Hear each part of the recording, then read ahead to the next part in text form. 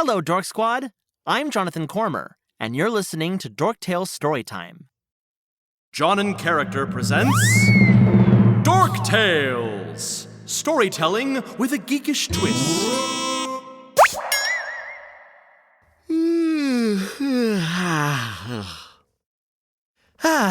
Nothing like sliding into bed with a hot cup of cocoa after a long day. And opening up your favorite book. Yow! What was that? Oh, hi, Jonathan. Reginald? Yes? What are you doing in my bed? I thought you were a pincushion. I'm sorry. I know you kindly asked me not to enter your home without announcing it. But I couldn't be at home alone with my thoughts tonight. So you broke into your home again, yes. But this time I didn't pick the front lock. I only broke a window. Reg, this is getting out of hand. To my credit, it didn't look like a very important window. Then when I realized you were not home... Wait, hold on. You broke in before even knocking? It was an emergency. And then, when I realized you weren't home, I knew I had made the right decision. So I ate the cheesecake in the fridge, rented a movie on your TV, and crawled into my bed just like Goldie Quills. I thought we've been over how disrespectful this kind of behavior is. But I forgot. Oh, and on top of the horrible day I've had, now I've also upset you. I can't do anything right. But Reg...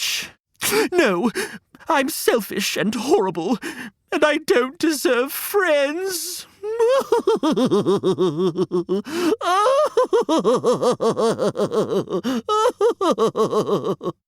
I wouldn't take it that far.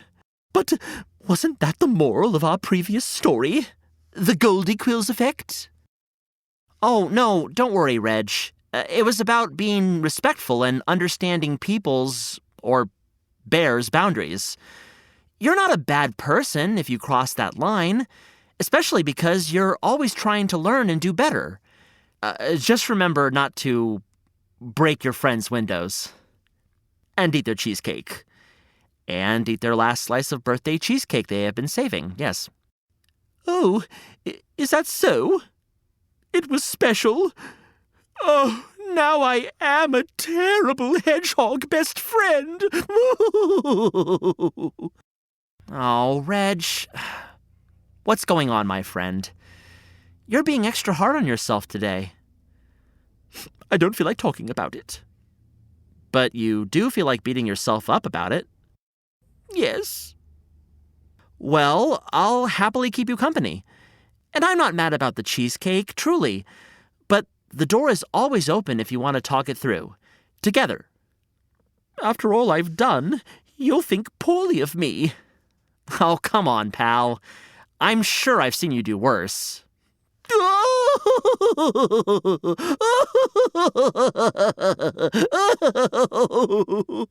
Oh, no.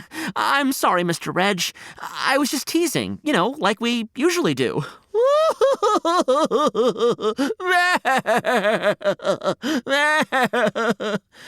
Okay. It isn't the right time for that. I'm sorry, Reg.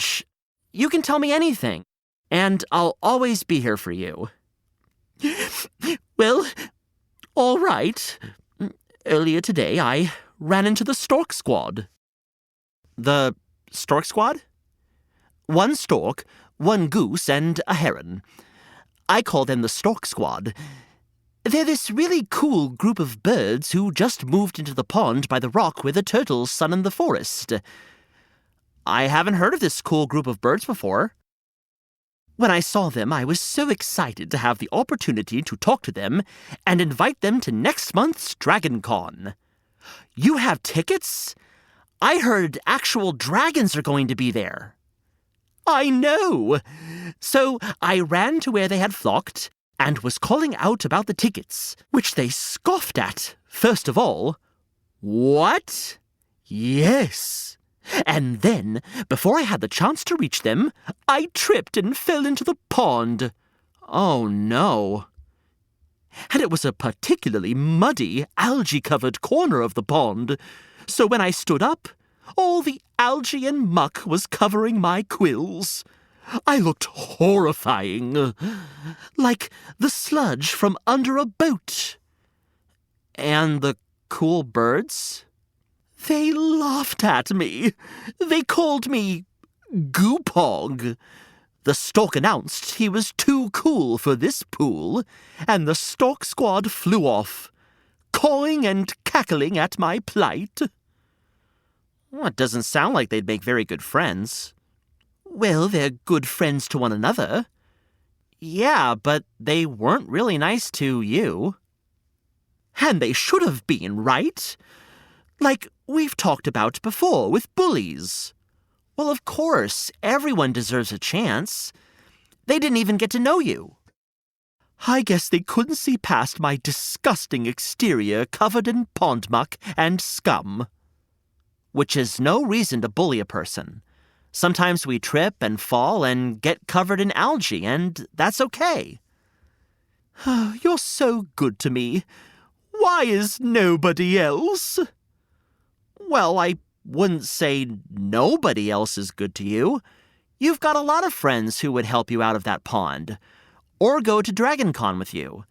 But I understand that feeling, especially after a tough day. Hey, would you like to hear a story that reminds me about the day you've had? Anything to stop reliving the social faux pas horrors that keep running through my head. I'll take that as a yes. So, once upon a time, there was a large castle. I hope nobody broke into it. Only you could pick that lock, I'm sure. But no, nobody could break in. In fact, that was sort of the problem. Not enough burglars? Fortunately, there are no burglars in this one. But there was a young prince who lived in the castle with his mother and father, the king and queen. Aww. And he was having so much trouble finding new friends. He was too picky? No. Oh, he was uncool? Reg, remember, we shouldn't judge people like that. Oh, you're so right. So, friends his age tended to live in other kingdoms? Not particularly. There just weren't any people in the kingdom who were suitable, according to his mother, the queen, and her royal advisors. Well, that's odd. But what about what the prince wanted? Well, the prince loved things like the Excaliburs. They are kind of like the Avengers of this kingdom. He wanted to go to ExcaliburCon and meet other people who he connected with, just like you with DragonCon. Wow!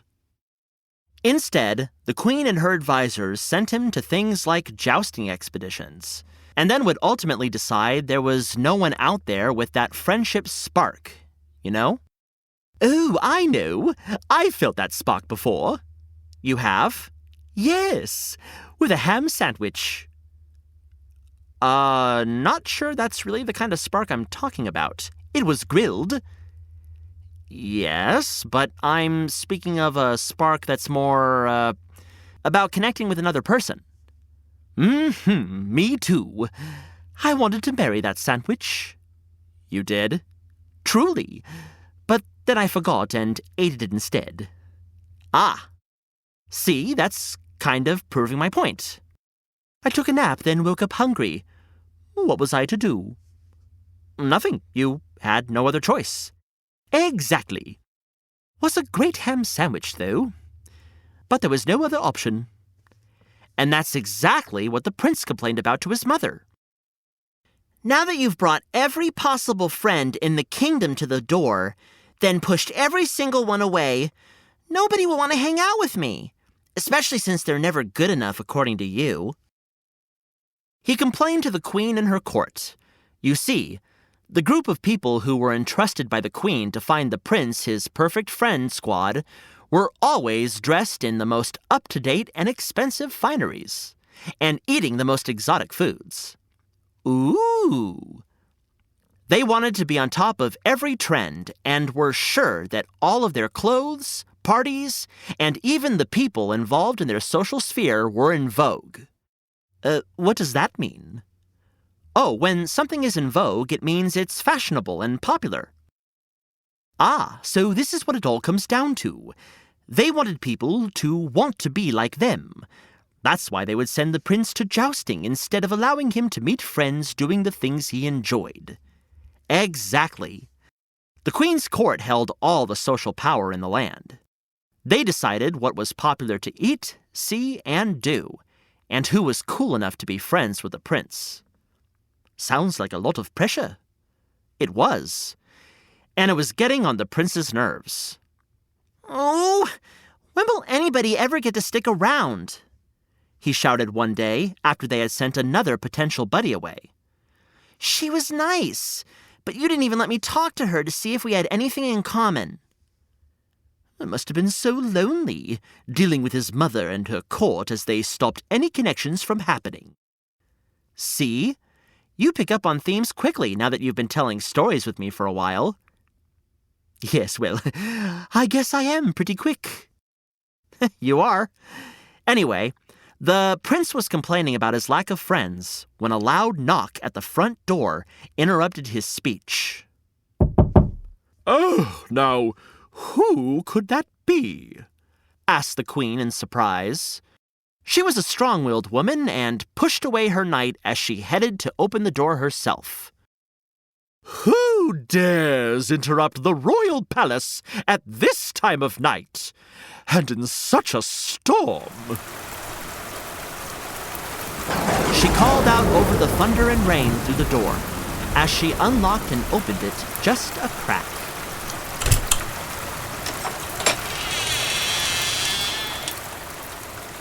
I'm so sorry to bother you at this hour, my lady. My name is Princess Wilhemina of the Kingdom to the East. I've been traveling and got lost. Now I have nowhere else to go, replied a young girl's voice. But as the queen stepped back and opened the door, the girl who entered did not look like a princess. She was covered head to toe in rain, water, and mud from the road. She looked like the creature from the Black Lagoon. Oh, that's like me after the pond predicament. Yes. And when she entered the castle foyer, dripping wet and trailing muck all over the floor, the queen's advisors and courtiers began to mumble. She's horrendous, whispered one, audibly so everyone could hear her. What is that? Judged another, not even trying to whisper this time. And soon the court was abuzz with comments ranging from criticism of the girl's appearance to shock at the fact that she had even dared to enter the queen's castle. My carriage struck a rock and tumbled over. My horse ran off and the storm rolled over, so I trudged through the mud to make it here. I hope I'm not imposing. The crowd of courtiers audibly gasped. And the queen was taken aback. I'm sorry, dear, but you must be mistaken, said the queen. And then her face screwed into an angry snarl. You little wench! You do not deserve to stay in my castle, and certainly do not belong in my kingdom. How dare you lie about being a princess to the queen? The court was now very upset. Everyone seemed angry, and the crowd was quickly closing in on the frightened young, mud-covered girl. But they did not notice the prince until he stepped between the mob and the maiden, stretching his arms wide as if to protect her from their anger. Hold on! He shouted. You all are very quick to judge, and I'm sick of it. He continued. She claims she's a princess, and she's been nothing but upfront with us. Shouldn't we give her a chance?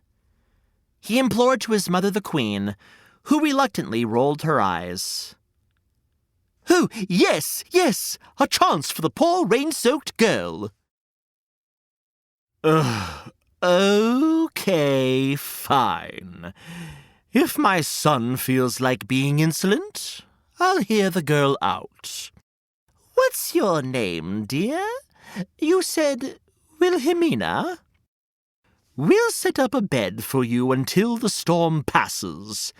And if by morning you can prove to be a proper princess, then we'll treat you as such. The court, the prince, and even Wilhelmina were stunned. A few courtiers whisked Wilhelmina away to get her into clean clothes, while a few others ran off to prepare another seat for supper. In the meantime, the queen launched her own secret plans. She had her courtiers place a pea on the princess's bed and pile at least 20 mattresses on top of it for the girl to sleep on. A real princess will have the most delicate constitution, and even a pea under 20 mattresses will most certainly disturb her slumber. This test will tell us if she is a true princess. And the courtiers laughed mercilessly as they did their queen's bidding.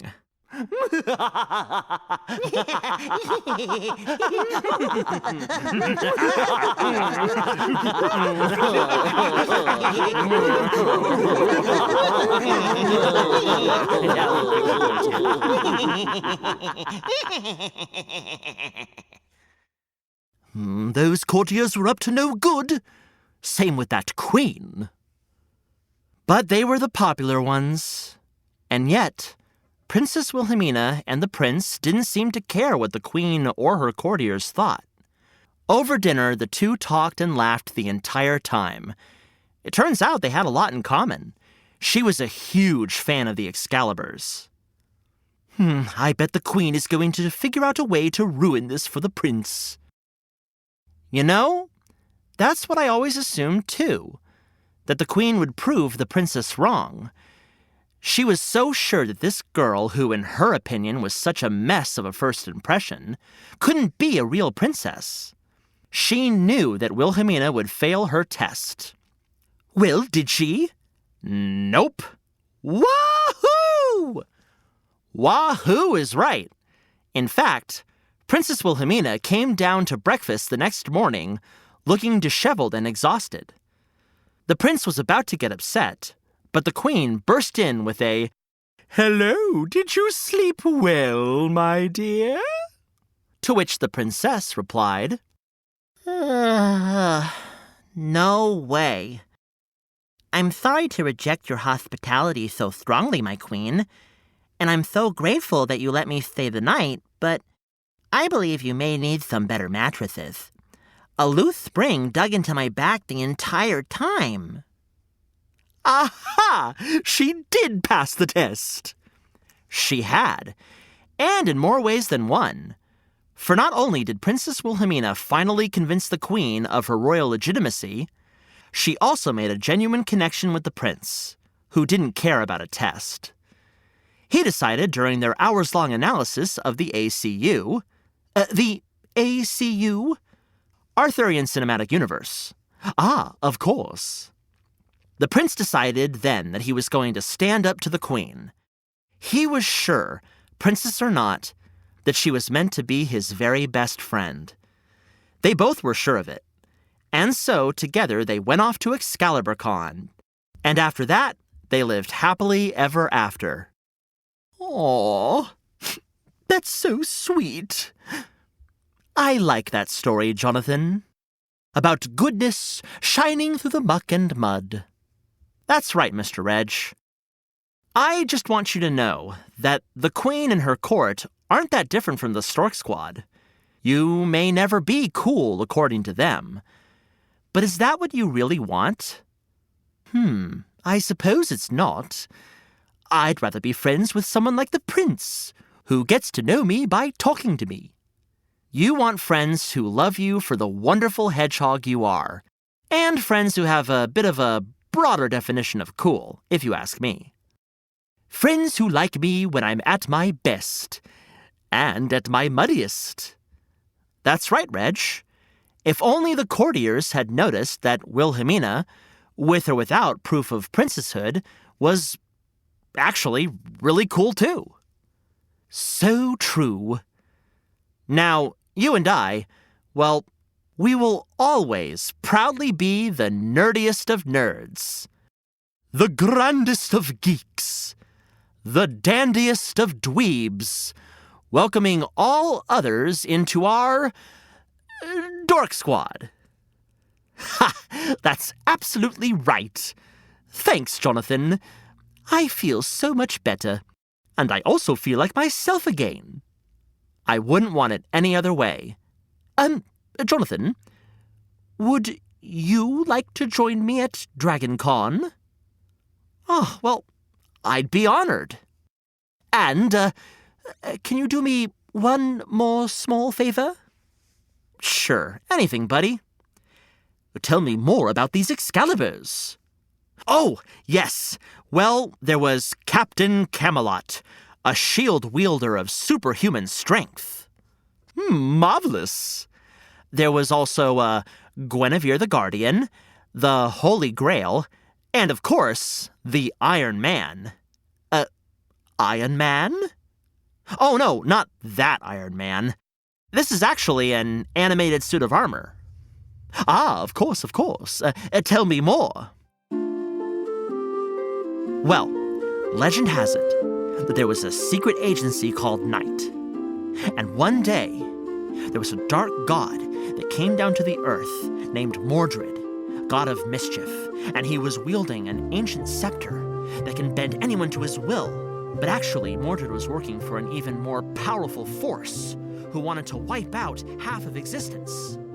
Then Merlin, who was the leader of Night, well, he knew that there was a great evil that was coming, and so he decided that he would call upon the different... This has been a John in Character production. Today's story was written by Amy Thompson and performed by Jonathan Cormer. Sound recording and production by Jermaine Hamilton at Studio Circle Recordings. For more information about this episode, go to johnincharacter.com.